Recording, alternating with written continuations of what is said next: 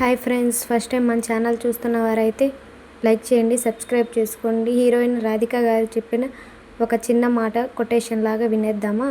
నేను ఆడదాన్ని అని మాటలు చెప్తే సరిపోదు, బతికి చూపించాలి.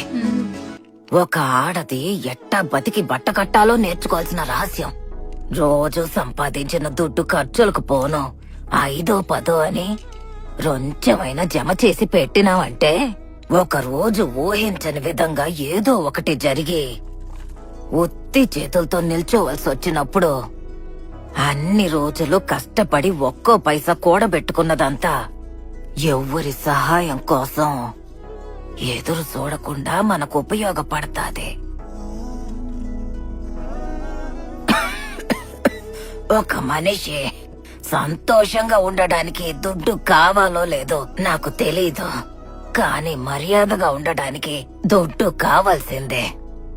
జీవితంలో బతకడానికి ఎవరైనా దుడ్డు అవసరం లేదు అని చెప్పినారంటే వాళ్ళకి దుడ్డు సమస్య లేకుండా బతుకుతున్నారు కాబట్టి అట్టా చెప్తున్నారని అర్థం.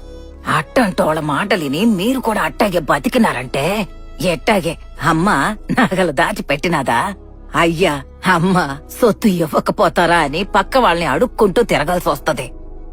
చేసే పనిలో ముందు ఆడదానికి ఎప్పుడైనా స్వతంత్రం కావాలి. అట్టా అది మట్టుకు ఉండాదంటే మిగతా స్వేచ్ఛ ఆళ్ళు ఇళ్ళు ఏందే మీకిచ్చేదే.